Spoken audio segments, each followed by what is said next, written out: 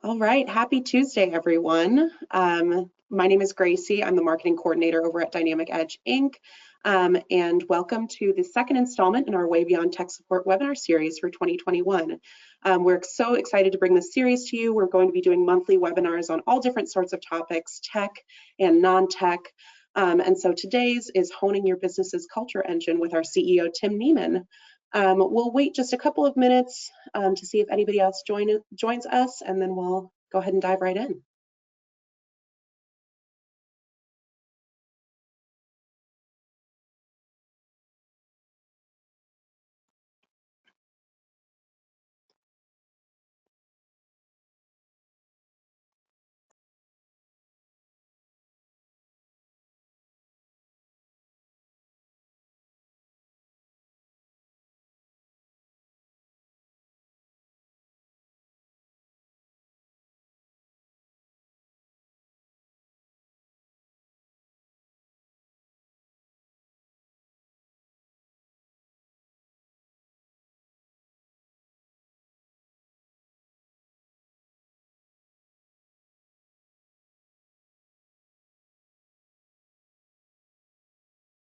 All right, I think I saw a couple of more people join us, so I think we're safe to get started, Tim, whenever you're ready. Great. So hello, everybody, and welcome to our webinar today.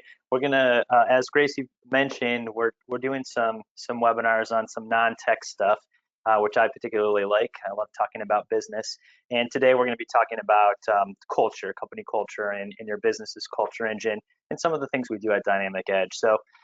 As we get started, I thought I might just let people know who maybe not as familiar with Dynamic Edge, who we are. So for the last 21 years, we've been eliminating technology problems for our partners so that they can focus on running their businesses. So we're a tech shop. We provide tech support services, but we like to think of ourselves as a customer service company, and a lot of that is related to what I'm gonna cover today in terms of our culture.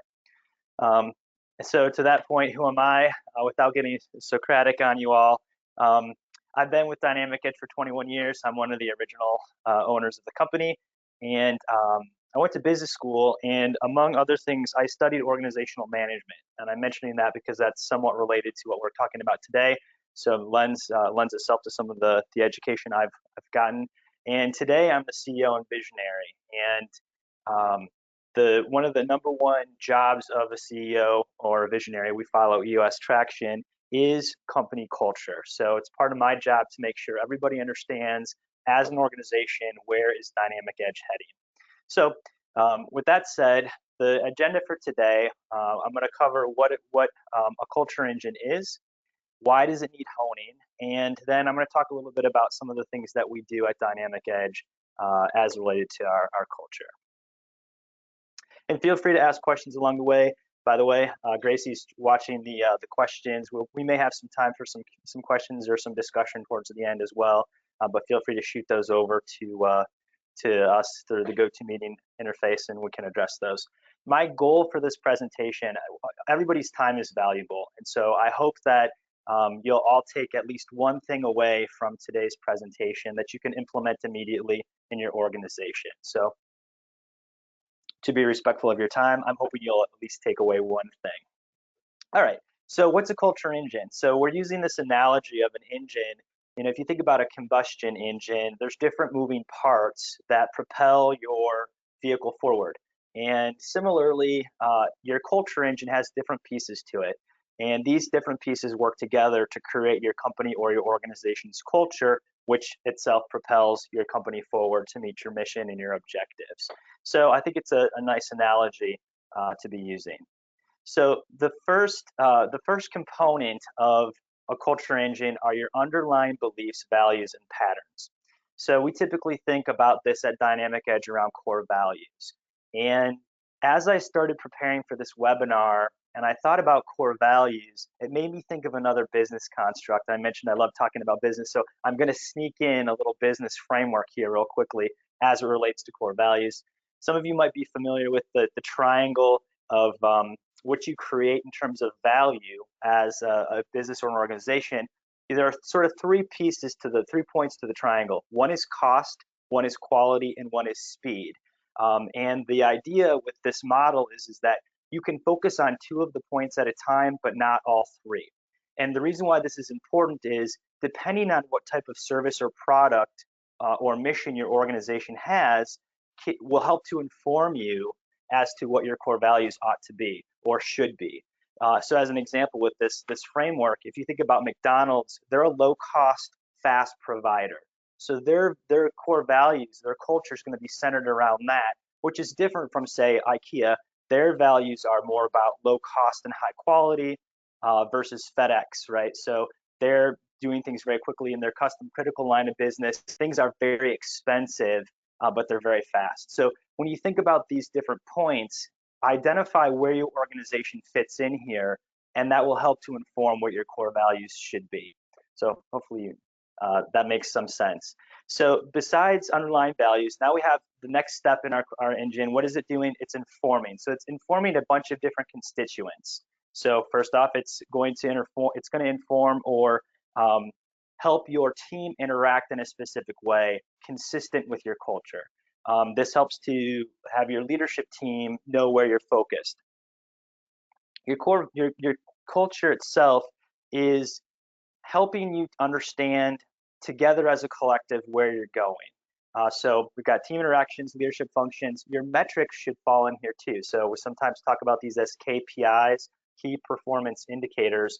Your metrics should line up with your culture. You know, if you're at McDonald's and one of your values is low cost and consistency, you're probably not going to be trying to source Angus beef, you know, a higher quality beef, right? So it helps to keep everybody moving in the same direction based off of the actual mission of your organization.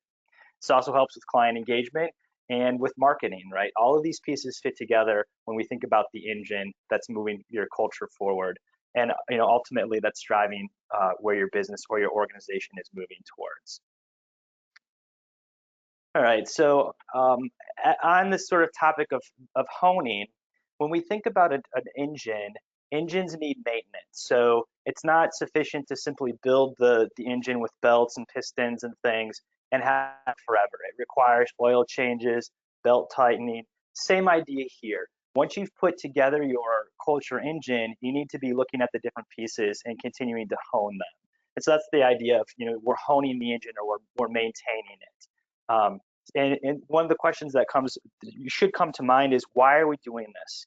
What is the value of creating a culture? And we've sort of talked about some of these pieces already, but more specifically, there is now research available to help us understand, you know, how this is benefiting. So I want to briefly talk about those so you understand there's value to doing this.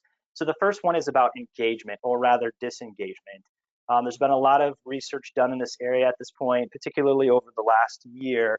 And what we know is when employees disengage, when your team members disengage from your company, you have increases in things like absenteeism, errors, turnover, people leaving the company. These are all real costs to you. So having a healthy culture in your organization can help increase engagement and minimize the disengagement pieces. Here's the statistic from a recent paper that Forbes magazine put out. During doing a survey, 21% of people surveyed said that they're engaged, meaning almost 80% of people at our companies and our organizations don't feel that they're actually engaged with their actual company and their company's mission. So in terms of team mindset, the positive aspect of this is the more engaged your team is, the happier they're going to be. The happier you are, the more creative, lower stress levels, more collaboration. These are all benefits that are going to happen with increased engagement. Here's another one of these statistics, but part of this study that Forbes magazine did, they basically they dialed things down, distilled things down to an actual cost of 34% of an employee's annual salary. So depending on what you consider value from your team, 34% is pretty significant. So almost a little over a third of what you're paying people is lost productivity. So by increasing your company's culture, getting them more engaged, you can get more value out of the dollars you're spending from a business standpoint. So that's kind of the background information. most of what I want to kind of talk about are some of the things that we do at Dynamic Edge that we think are successful that you also might want to consider doing at your own company. So things that we're doing at Dynamic Edge around company-wide guiding principles. So this is the core value piece. This is a piece where we think about what exactly our core value is going to be doing. And what I want to lead with is authenticity. So people can tell when you're faking it. So my recommendation from my experience is you need to be authentic. So your core values and your culture, you need to believe it.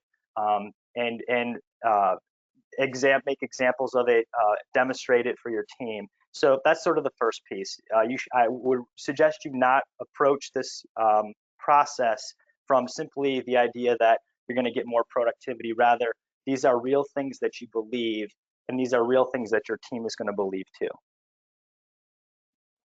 So as related to core values, some of you may be familiar with Patrick Lencioni, particularly if you're from the human resources world. He's done a lot of work on people stuff, people branding, stuff of that nature. He defines core values as the deeply ingrained principles that guide all of a company's actions as a cultural cornerstone, and they can't be compromised. So when we think about core values, we want them to be very specific and illustrate in real ways what we're trying to accomplish. So some people think about core values as like integrity, ethics, honesty. We think of that's sort of, you bring that stuff to the table. Those are things that everybody should have that's on our team. Those are not our core values.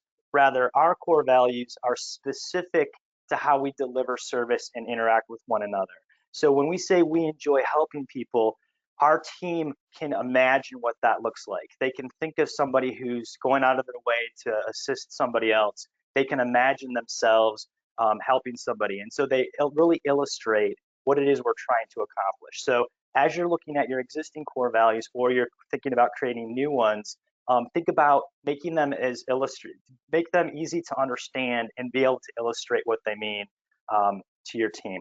And by the way, your core values can change over time. If we think back to the example of McDonald's and IKEA or FedEx or whatever business, let's say McDonald's decides to pivot and they're no longer going to be the cheapest solution, the cheapest fast food. They're going to be a higher quality. Well, maybe their core value, not one of their core values, needs to shift. So what I would encourage is maybe your core values need dusting off. Maybe you guys have changed as an organization and you're focusing on different things. Might be time to take a look at these. At Dynamic Edge, we review our core values annually at our leadership offsite to make sure that they still fit in with where we're going as a company. So the next thing is use your core values or your culture consistently throughout your business. So this isn't, I guess what I think about here is it's not good enough to have your core values on posters on the wall. You should be using them throughout your actual organization. And for us, we start using these right from our interviews. So right from the beginning, when we start talking to candidates that we may hire, we're going to start talking about our core values. We include all 6 in our fit interview, which accomplishes 2 things. One, we are going to ask for examples of things that person does inside of these core value ideas to see if they already have those skill sets or they already are beginning to comprehend where we're going. But the other thing is we're starting training essentially from day 0. So we're already telling them what our core values are and how important they are. So they're not going to be a surprise when they join the team ultimately. So besides interviews, the next piece we use them consistently is in our monthly scorecards. So we do our team leads do monthly scorecards with everybody on the team. And while we're evaluating performance of their position, maybe it's a help desk, maybe it's tickets, maybe it's customer service scores, we're also looking at all 6 of our core values. So we're putting weight on all of these behaviors in addition to the functions of the actual job itself. And then quarterly, for those of you who are familiar with Traction EOS, which is this is the framework we use at Dynamic Edge, there's a system called People Analyzer. And once a quarter, all of our team leads get together and they present everybody on their teams with regard to performance, but also specifically on our core values. So again, we're incorporating our culture into our normal metrics pieces. So right from our interviews, our monthly scorecards, all the way to our People Analyzer. So the next thing that we do is around peer-to-peer respect and recognition. So I mentioned this from our fit interviews, but we start this right at the beginning. When somebody joins our team, we want to celebrate them joining our team. So we make a big deal about it. Our noobs fill out information when they submit their initial paperwork to us that we then share tidbits of knowledge. So people are already starting to get to know them. Everybody understands that we're here to help the noob get acclimated.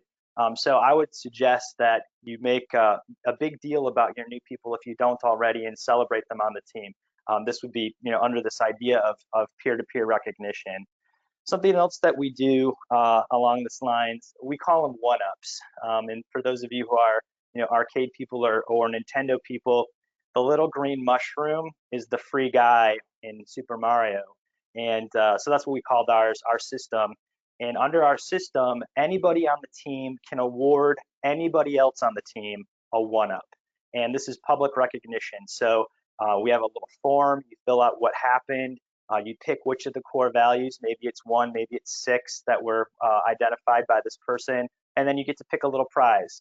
So we have things like gift cards, high fives are from the days before COVID and the days after COVID when we're back in person, but basically some sort of little prize associated with it. And then this actual document, this form, gets emailed out to our entire team. So you see two things. One, you see who put it in, and then you see the person who's received it. And that recognition that's happening all the time helps us maintain this culture of appreciation, right? We appreciate one another, and we're also recognizing when people are doing things specific to our core values, specific to our culture. Now, our system, our one-up system, we designed ourselves in our custom database that manages a bunch of the other business functions for us. But I do know that other businesses have had success with a company called Bonusly. So if you're thinking about doing something like this, Bonusly has a whole platform built out where you can set up your people, and it does similar stuff, and you can assign values, dollar values of what you want to be able to award as prizes. So something you might want to consider. So that's part of our peer-to-peer respect and recognition program. The next piece that we really spend time on is our open door mindset. So I think everybody's probably familiar with the concept of an open door policy. I think where organizations may miss the boat on this is if you say there's an open door policy, but then you don't make time to actually talk to people, pretty quickly people understand that this is really lip service. And so what I would encourage here is when you talk about an open door policy, you make yourself available, and your team leads and managers are available to be talking. We regularly let people know, everybody on our team knows they can call me on the phone anytime, day or night. They can send me an email, they can send me a text message, they can hit me up on Teams. I'm available and I want to talk to them. And for the most part, there's no exception. There's almost nothing I'm doing that's too busy or too important to not spend time with somebody on the team.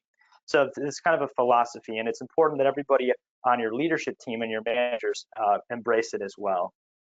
The other thing that we do is what we call our morale survey. So once a month, we send a SurveyMonkey survey out to everybody on the team. We ask 2 questions. The first one is, on a scale of 1 to 10, how do you feel about coming in? 1 is, I don't want to get out of bed. 10 is, I can't wait till I get there. Or nowadays, get to my desk if you're working from home. And then the second question is, do you think things are getting better, staying the same, or getting worse? So those are the only 2 questions we ask. And there's boxes for feedback. If you score a 4 or lower, we ask that you provide us some kind of constructive feedback.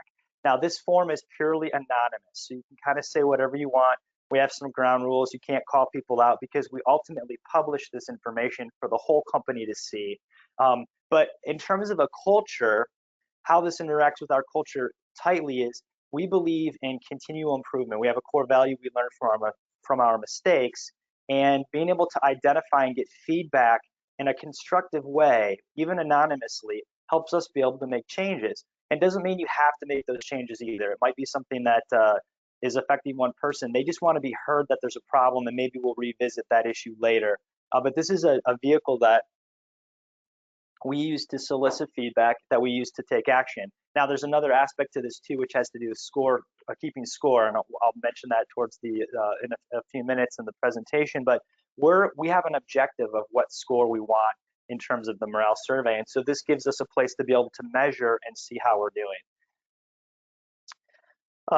The next thing to kind of mention here is investing in meaning making. So what I mean by meaning making is how does our company or organization do good things in the world, right? We know we're helping our clients, but how do we affect the world around us in other ways?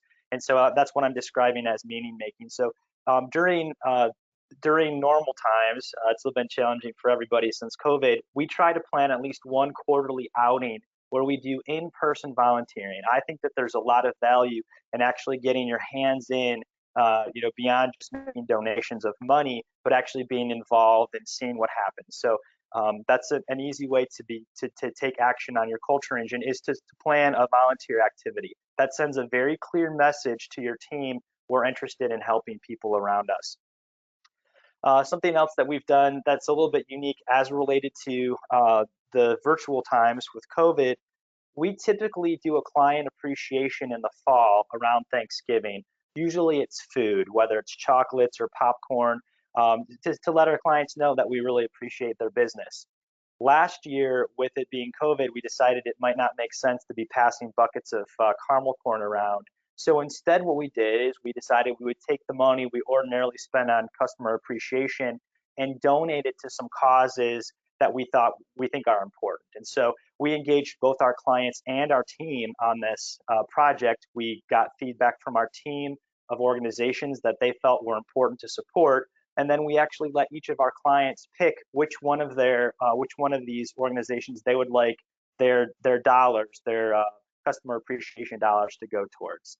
Again, this is sending a message internally, but it's also setting a cultural aspect of your business out-facing too. So our clients know we care about our community as well. And then the last part I want to talk about meaning making is something that we think we've done recently. The world is happening around us. We're part of it and we're interacting with it. And it's not just business. It's not just what our organizations are doing. And so I think it's important that we engage a conversation around important topics. And so as an example, for MLK Day, which was a few weeks back, we put together a little program where, just simple things to increase education or knowledge or engagement. There are 7 little things. It could be listening to a speech from Martin Luther King. One of them was a quiz on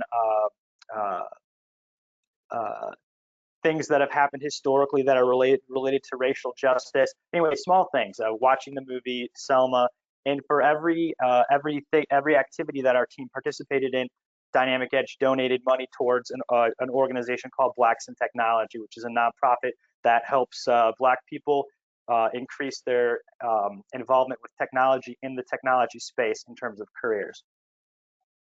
So this might be something you don't necessarily think about. It doesn't necessarily fit into the normal work construct of you come in and you get something done. But I think that engaging in these kinds of conversations through the company helps people understand, what's important and how are they influencing the world around them, whether that's through education or through dollars or through actual volunteering themselves. All right, so the next topic is on leadership and learning. We think at Dynamic Edge, we've always felt that leadership is more of a skill than a position. So it's a mindset, just like always wanting to be learning is kind of a mindset. So I've kind of grouped these things together. So yes, we want to think about training or education for our leadership team or for our team leads, but I think leadership is important for everybody in our organization, regardless of what their position is, as a skill set. And so one of the things we do around leadership has to do with discussing leadership topics. So we do a monthly lunch and learn internally on different topics. So it might be about tech or whatever router solution we're using today. It might be about our 401k. And one of the topics that we put into the mix is a discussion on leadership, typically from a TED Talk. So I might host it, somebody in the company might host it, but basically what you're doing here is you're picking a TED Talk topic that's interesting. It may or may not be specifically related to your organization, but it's something to begin thinking about.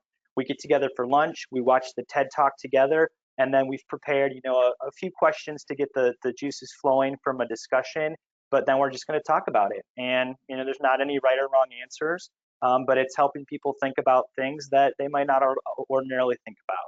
So again, this to me is a relatively easy way to begin getting people engaged, which is part of your culture, right? We're thinking about how we interact. We're thinking about how humans' brains work or different constructs in business. It really could be anything happening. So we think about that around leadership and learning. All right, so next one is fun and incentives. So these are some things that we do. And group activities, I think everybody knows this, but fun activities generally people enjoy. One of the things we do is we go to Cedar Point every year.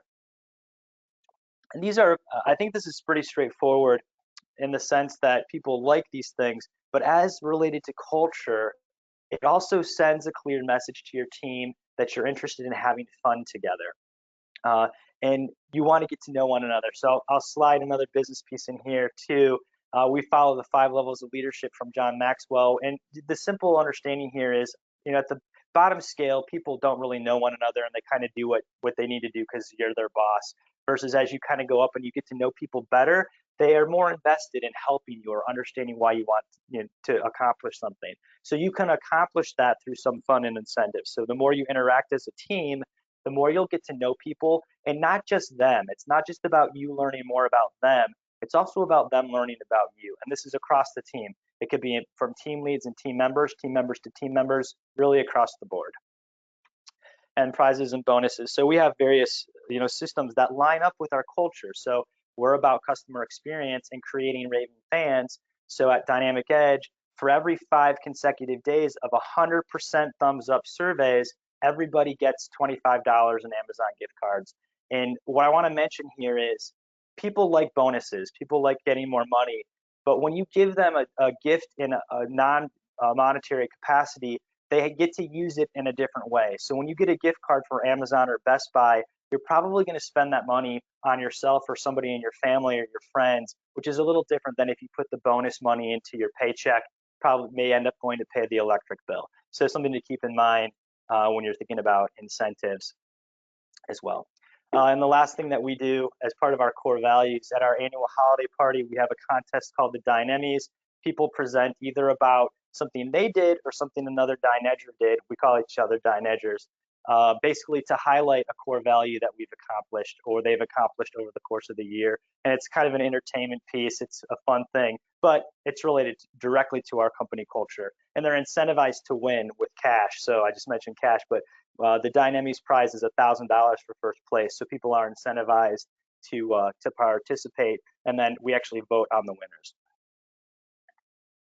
Okay, so that kind of ends what I had prepared in terms of what we've been doing, but what about results? So one way you can tell if your culture engine is working has to do with your hires. So there's a statistic, 1 in 3 is the rate of good hires. So 2/3 of your hires are not as quality or may not be good fits. So this would be a place for you to measure. For us, we hit more about in the 75 to 80% range. So we still don't get it right every time, but we get it right a lot more than 30% of the time. We also know from our team leads that they like having these constructs around our culture because it makes it easier for them to manage. Now they can talk about things like core values in ways that everybody understands. And I mentioned our morale survey scores. We have a goal of 7 or above. We're not necessarily always above 7. We do go up and down, but it gives us the ability to react or respond to things that are changing on a continual basis. And when you think about an engine needing maintenance, this is one of those areas, right? Once we get to a 7, we don't stop checking. We continue the conversation, and as things happen, we can make changes. And then this translates to client experiences. At least at Dynamic Edge, the thing that we hear over and over again is it doesn't matter who they talk to, our people are friendly. It doesn't matter if they're an engineer or on our accounting team, even me. When you're talking to our team, we're always super friendly. And that's part of our culture. And to me, that's a result of the work we've put into building these systems. This happens to be our annual goal for the year, but an example, a visual graphic of our brand and our culture. we're all in this together right now. So that kind of sums up what I wanted to cover in this brief webinar. I hope you've gotten some ideas, and I hope you've thought of maybe one thing that you can implement in your organization immediately. We'll see if we have some time for questions, but before that, I promised Gracie I would remind everybody about us giving away $10,000. We're currently giving away $10,000. We're raffling it off. Specifically, if you refer new business to us, you can get multiple entries. You can even refer yourself. The more information you provide, the more entries you get. And if the referral you give us becomes a client, you get even more entries. So chance to win $10,000. So with that said, Gracie, I don't know if we had any questions or if we have much time. I know we're at a little bit after 1. So. Yeah, that was great stuff, Tim. Thank you very much. And thanks for the sweepstakes mention. Head to dinedge.com/sweepstakes if you want more information. I didn't see any questions come through, so I think we're all set to wrap up. Okay, great. So if anybody has any questions or curious about anything that we do, you want to have a one-on-one conversation with me, please feel free to give me a call. I'd be happy to talk about this. This is some of my favorite content. You could maybe you can tell from the presentation. So I'd be more than happy to discuss any of these topics in greater detail, or if I can be of any help in any other way. Otherwise, thanks for coming, and hope you have a good rest of your Tuesday.